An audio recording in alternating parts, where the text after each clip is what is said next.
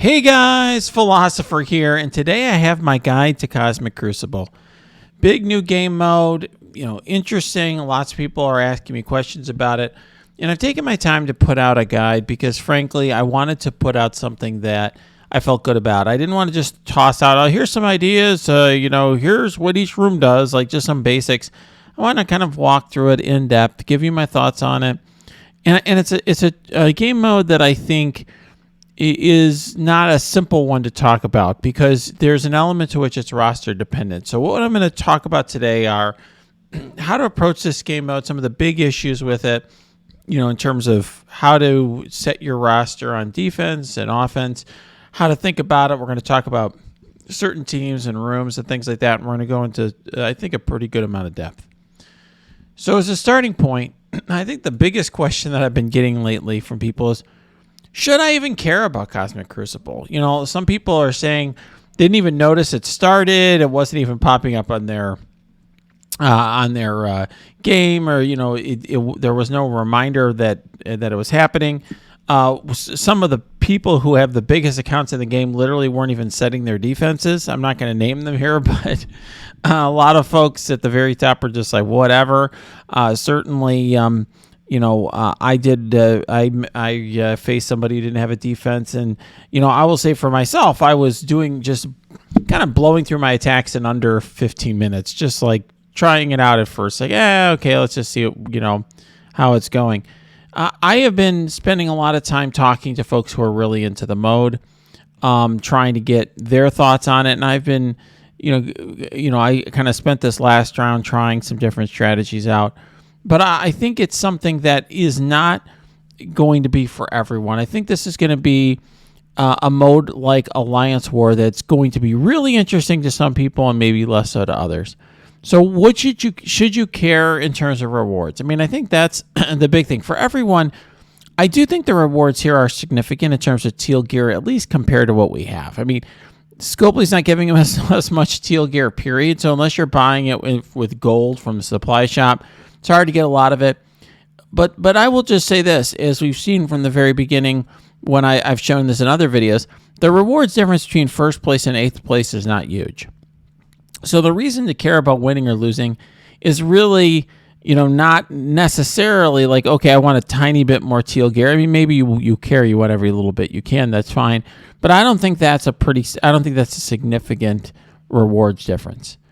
I do think, though, changing leagues is very different. So you will start, you're going to start in a league that's based on your TCP, but over time you can move up and down. And, if you keep losing all the time, if you don't set a defense and you just lose every match, eventually you will drop out of your league. However, with a minimal amount of effort, I do think that there are some people who aren't going to change leagues very often, right?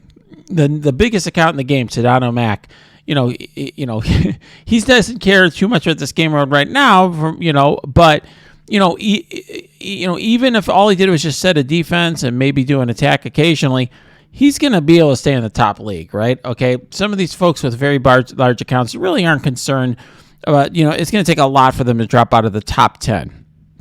Similarly, if you've got a new account, it may take forever for you to climb out of it anyway. But I do think that there's a lot of people in between those extremes. A lot of folks who, if they work really hard, can just outdo people who maybe like me are busy. Maybe I'm busy that week and I just don't. I'm just pressing auto or blowing through my attacks as I'm busy.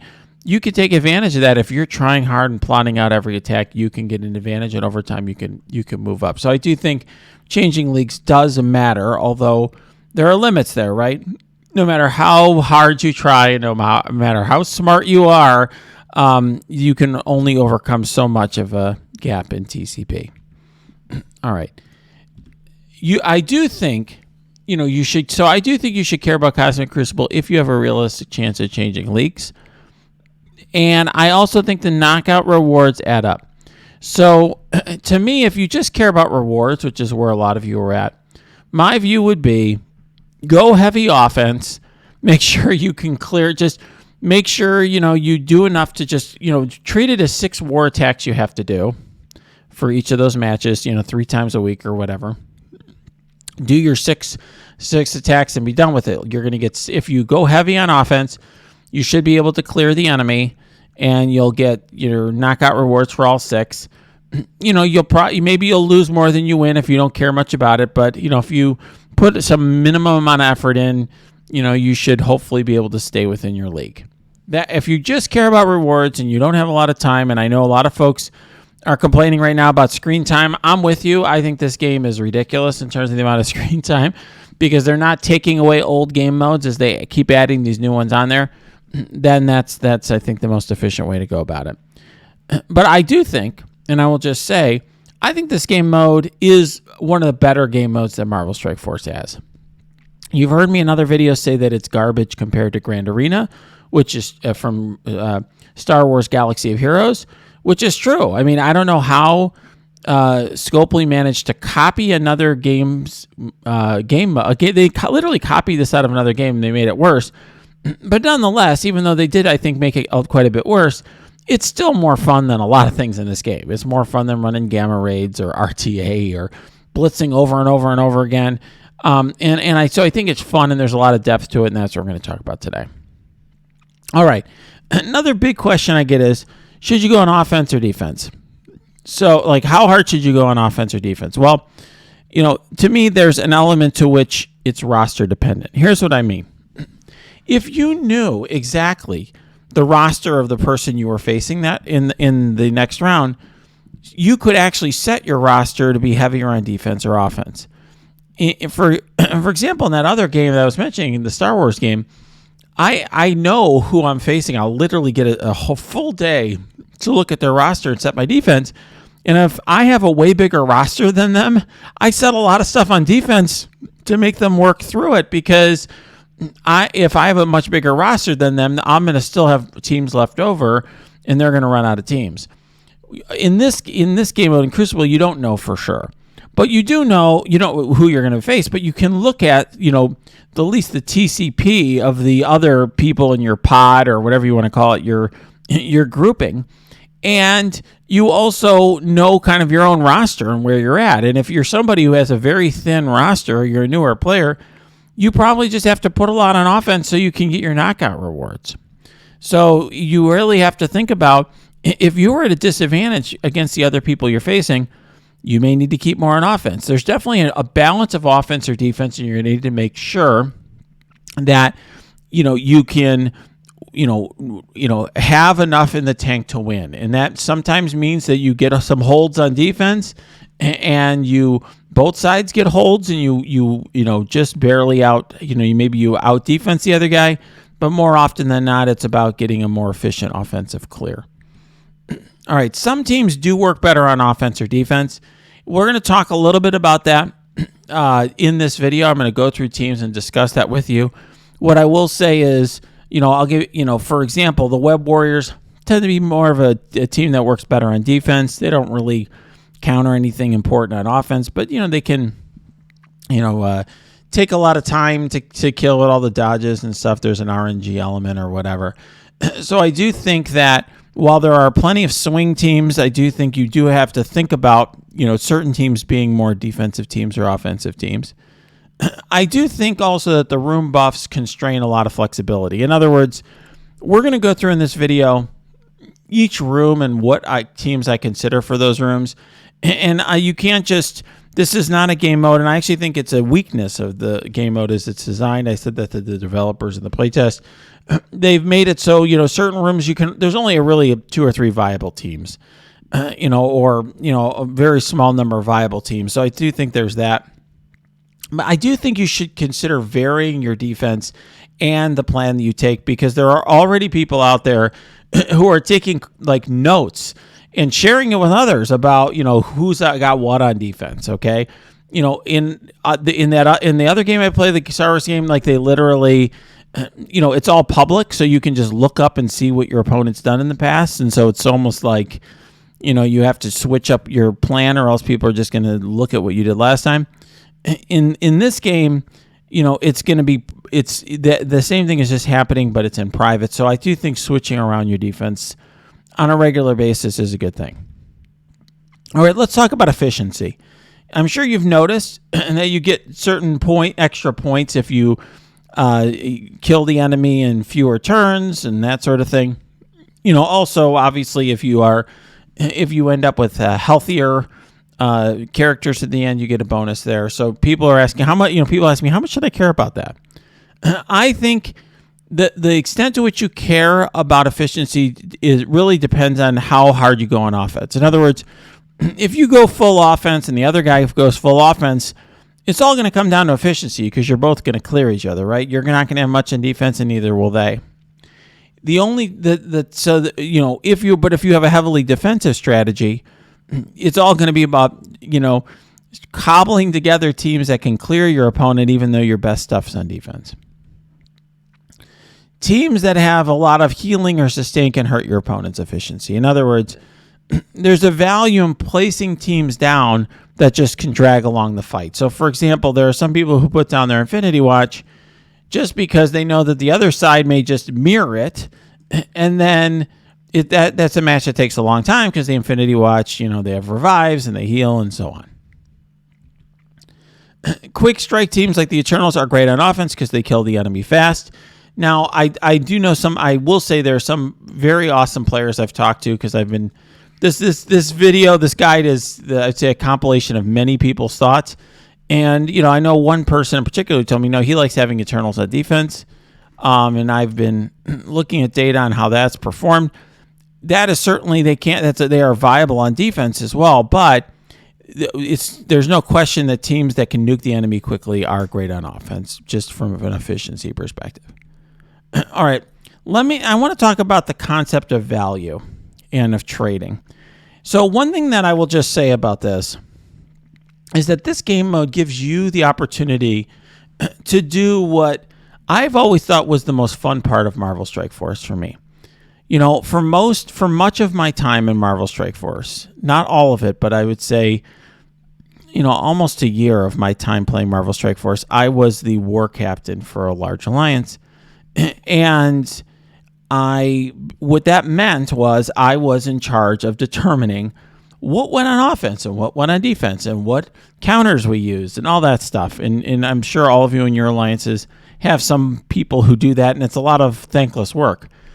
But there's a fun element to it as well, because there's a fun thing to decide, like, do we want to put our Infinity Watch on defense or offense? And what are we going to use to counter Young Avengers and that sort of thing? It's definitely a fun puzzle. Well, in Crucible, you're going to be kind of doing that yourself. Now, unfortunately, this game mode lacks some of the strategy that goes along with Alliance War, which is unfortunate. But this general concept is the same. And what I mean by trading and value is this. There is, when you decide which teams you want to use to counter a defense, you have to take into account the value of the offensive team. And what I mean is this. At the very top of the ladder, right, there are these teams like DARKHOLD, right? They beat everything. They beat the Mirror, but they also beat all the lesser teams. You can use your DARKHOLD to clear, Young Avengers or Wakanda or whatever else. But you can't use all those teams to clear DARKHOLD, right? They're not going to one-shot DARKHOLD. So the teams at the top of the ladder have more value, so to speak. All right? And like I said, the high-value teams are the ones that counter everything. What you want, so then what is the goal? The goal is to use lower-value teams to beat higher-value defensive teams. Because in advance what team is, you're facing on defense and what the room buffs are, you can make a choice to pick the team that is the most advantageous to that matchup.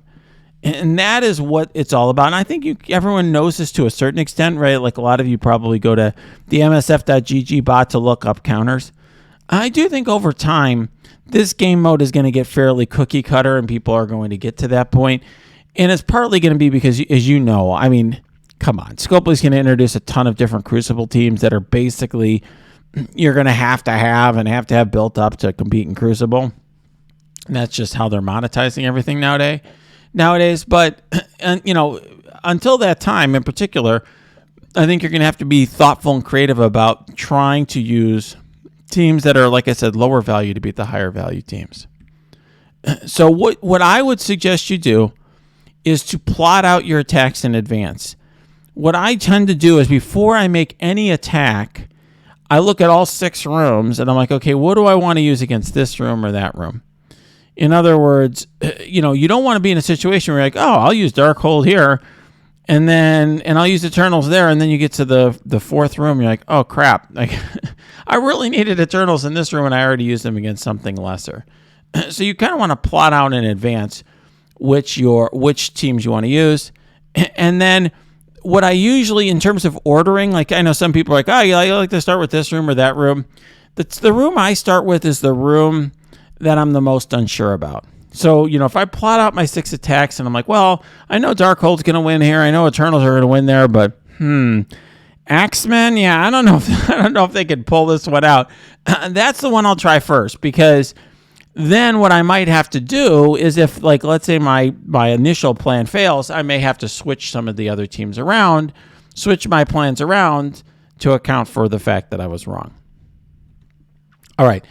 Let's talk about Darkhold now, because that is a big question I'm getting. What do I do with Darkhold? Do I put them on offense, defense? What do I do? They're most important team. Well, I think one of the first question to me is, do you split Darkhold and Dormammu? Some people I know are just throwing Dormammu with Darkhold on defense, and they're basically like, okay, I know I'm holding one room. I only have to compete in the other 5 rooms, whatever.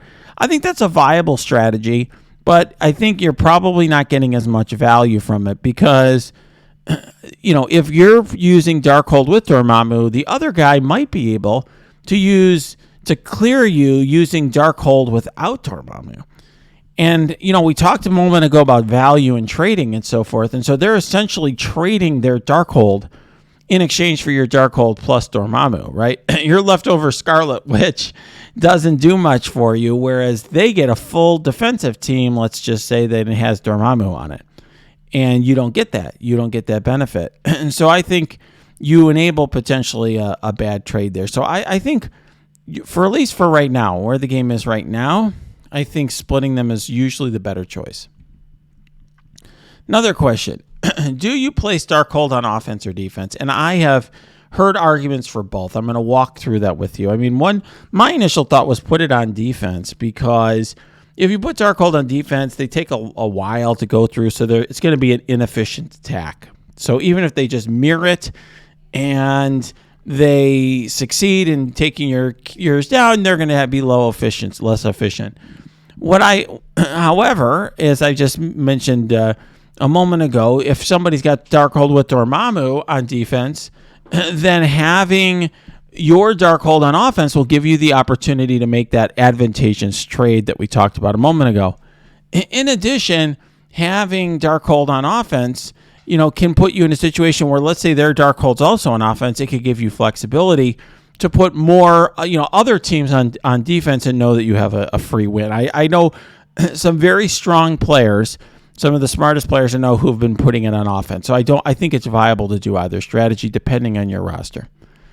One thing I will just say for sure, though, if you don't have a good plan to beat Darkhold on defense, then you should probably put your Darkhold on offense.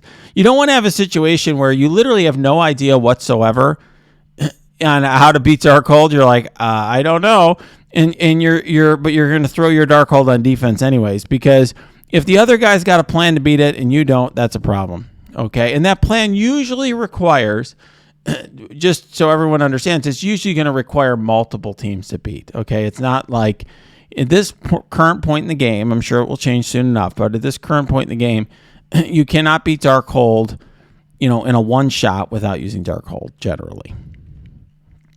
And we've already talked about this point. Darkhold can take many turns to beat, which I do think can hurt your opponent's efficiency. I do think that's something to consider on the defensive side.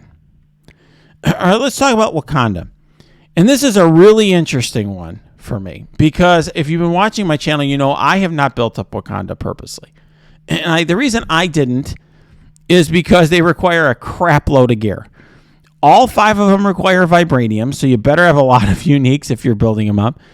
And there's a whole slew of T4s that they require that are, to get all the Crucible related, goodies that are included in the rework. And on top of all that, we all have a crunch right now because we're building up all this other crap for the Scourge. However, If you did get grab the offers just recently, where they had the snafu where you essentially got 10,000 SBCs for $20 or 5,000 SBCs for $10, maybe you suddenly have the ability to do that. I probably now can build Wakanda, because up until now I couldn't. Now, if I had to give you guys a descriptor of how my matches have gone recently, I am been matched up against 30 million TCP accounts where my account's like 26 million. So I've been at a 4 million TCP deficit, and I don't have Wakanda and they all have Wakanda, and it really puts me at a disadvantage. So I will just say from experience, if you build Wakanda, they do give you a major advantage in Crucible. That may be different in 6 months. In other words, it may very well be the case that Scopely introduces a ton of other Crucible teams, and so this one just falls off the wayside. But for right now, this is the only, until Rogue comes out, this is the only Crucible team in the game. And they give you a whole other team that's capable of defeating teams like Infinity Watch. It just basically gives you one major team that your opponent doesn't have if they haven't built them up. So I think it's definitely, if you really care about this game mode and this is very cool to you, then you need to do this. If you're focused on rewards, you may be able to get away without doing this. In other words, I think you can probably stick around in your league without Wakanda and just play around that issue if you want to save your gear for the Scourge. For many of you, if you don't have unlimited resources, investing in teams like, A-Force and so forth, may be better simply because those are the Young Avengers are more important because those are teams that you're going to need for Rogue and so on. All right. I do think Wakanda are better on offense than defense. I think that's a consensus from talking to several different players who have big Wakanda and are playing at a high level. However, that said, from the data that I have been collecting, and I have been, talking to different players who've been giving me notes, and some of you are on my channel have been doing that. So thank you to Batwalk and others who have done that. It was very kind of you. Most often, Wakanda's in the Cosmic Catastrophe room on defense. Like if you take a list, and we've done it, of what we've seen in the Cosmic Catastrophe room on defense, most of the time is Wakanda. So it's appearing on defense a lot, but it's probably better on offense. It's better when controlled by the user. Personally, I've been using Young Avengers on offense against this team, and that, of course, weakens my defense because Young Avengers are great on defense. So it gives you a sense of what the trade-off is. Basically, I lose one of the best defensive teams because I haven't built them. Weapon X is also a good counter for Wakanda. So for people who are asking me what the counters are, those are the two counters in Crucible. Outside of Crucible, in like War, you could just beat them with like Black Order, just aim for Koye. But in Crucible, they're a lot better.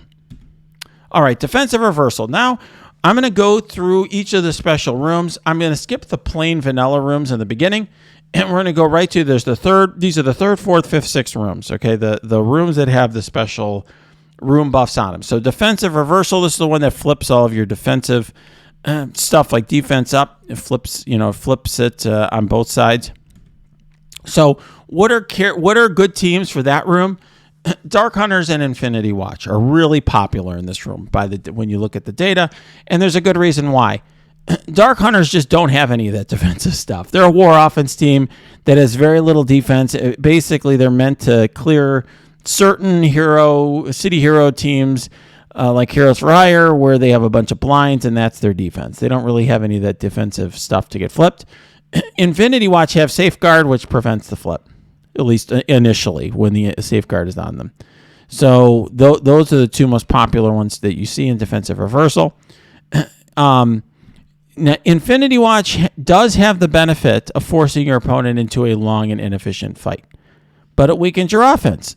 So this is something, if you want to go heavier on defense, you can put Infinity Watch in this room, and it definitely is going to force your opponent. A lot of times your opponent's going to have to mirror it, let's just say, and then, it's just a long fight that they have to go through. All right. With Dark Hunters, people have asked me, what's the fifth? And I've seen everything. Like, I've seen Mordo, I've seen Scarlet Witch. I've seen hybrids with the new warriors, cloak and dagger and so forth. And when I say I've seen, this is really an accumulation of a lot of different people are telling me. It's not just me personally. But that gives you a sense of things. I will just say the Dark Hunters are not a good defensive team.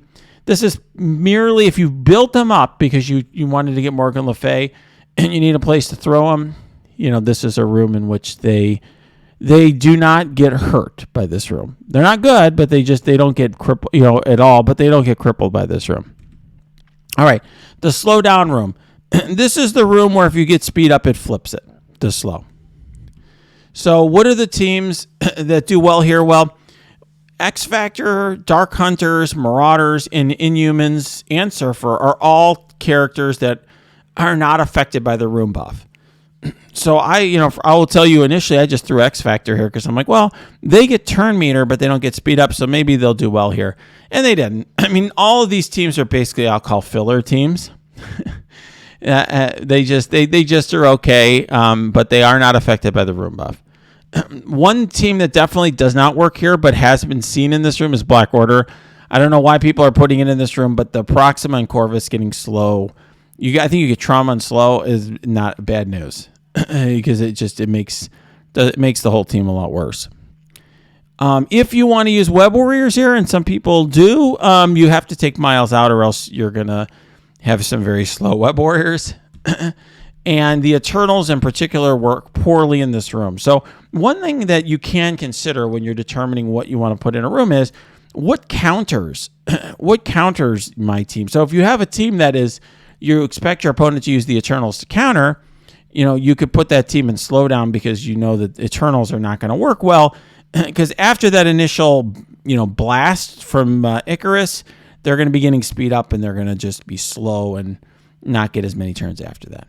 All right, Cosmic Catastrophe. This is the room that has super penalties for you if you have cosmic characters, right? It removes turn meter and stuff if you have cosmic characters.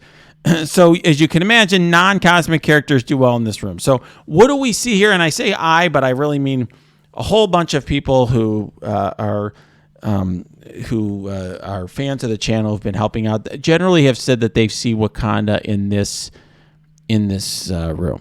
But we've also seen things like Weapon X, Marauders, Young Avengers, and Web Warriors. I think Batwalk mentioned he's seen Young Avengers with Doom. But in general, that people can put all sorts of stuff. I've seen people say they put Shang-Chi in there instead of America Chavez. The reason, of course, you take out America Chavez is because she's a cosmic character. Note these are all teams that are either global or city. Now, I will say that even though Magic is cosmic, Uncanny still can beat Web Warriors in this room. And in fact, I've done it multiple times. So if you are putting your Web Warriors here thinking that Uncanny won't work, that's not the case. So what I have generally done in my experience is I've generally ended up using either Young Avengers, Weapon X, or Wakanda on offense in this room. I haven't used Wakanda, but others use Wakanda on offense in this room. So if you're not putting Wakanda on defense, this is often the room you just use it to beat anything that they put here. So if they put, whatever, Young Avengers or something, you use Wakanda in this room.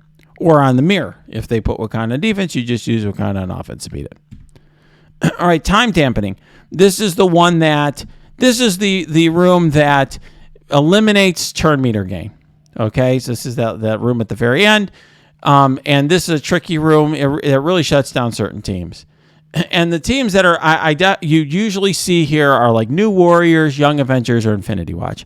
As I said, this is more or less become, unfortunately, the room buffs make this more cookie cutter than it should be. I think it would be way better if they just didn't have room buffs or had them generic that really didn't impact certain teams more than others.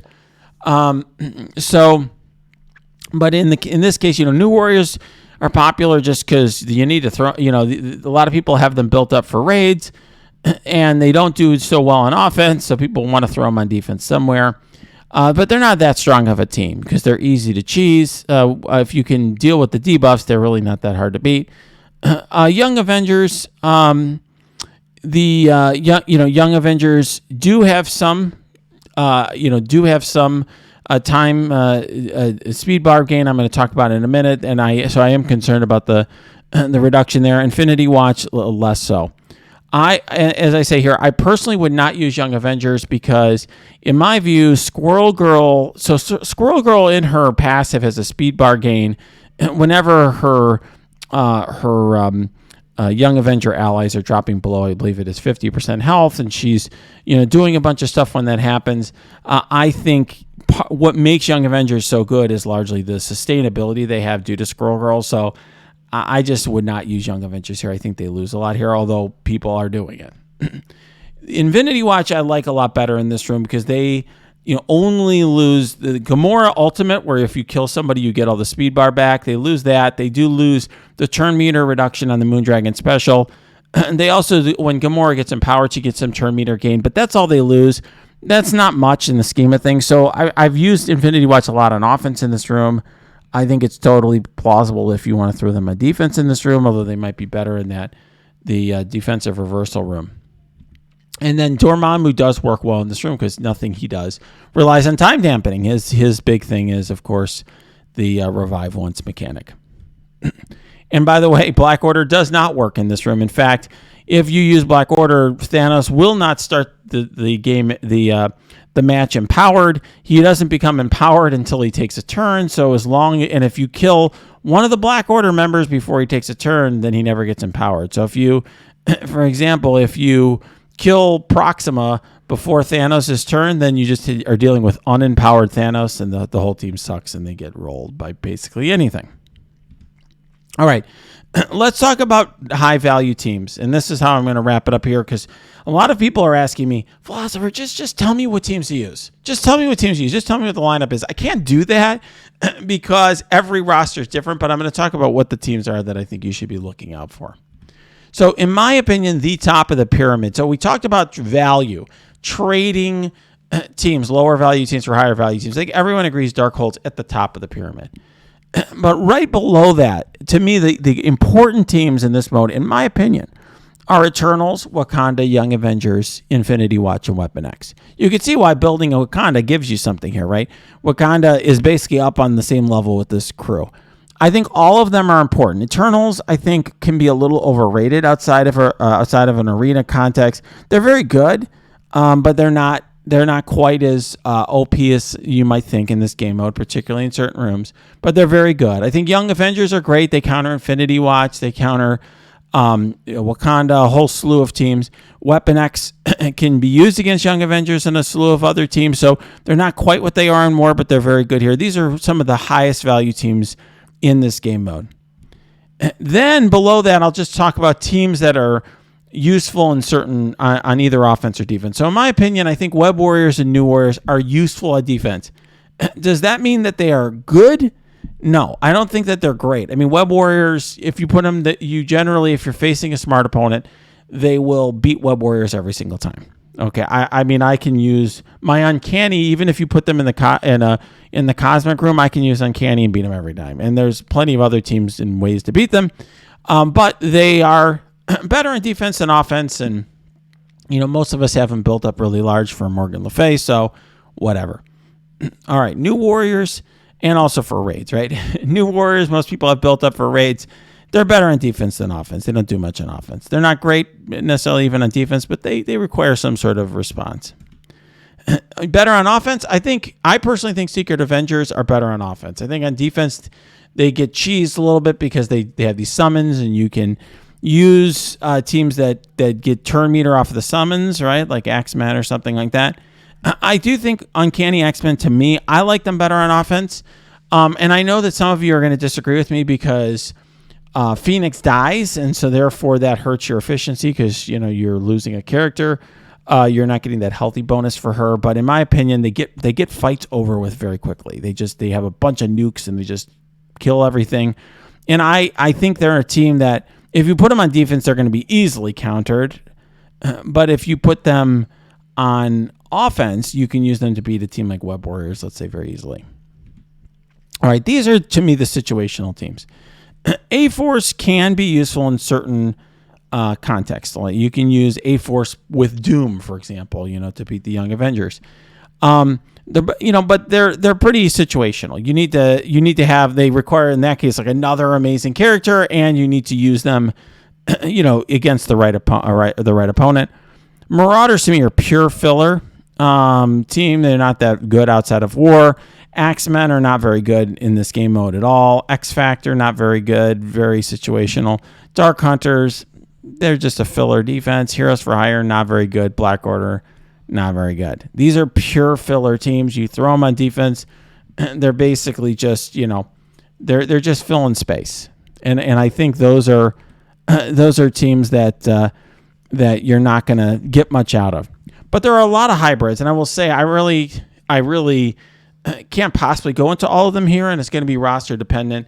One that I see a lot of is what I call Axe Canny. I've had that on my war tier list for quite some time, where you take the 3 good Axemen, which is Bishop, Beast, and Jubilee, and you put them with, let's say, Colossus and Phoenix. If you don't have the rest of the Uncanny team built, Magic and all that, that's a great use of those characters, because it makes the Axemen you already have built way better, because Kitty and Iceman don't do that well outside of raids.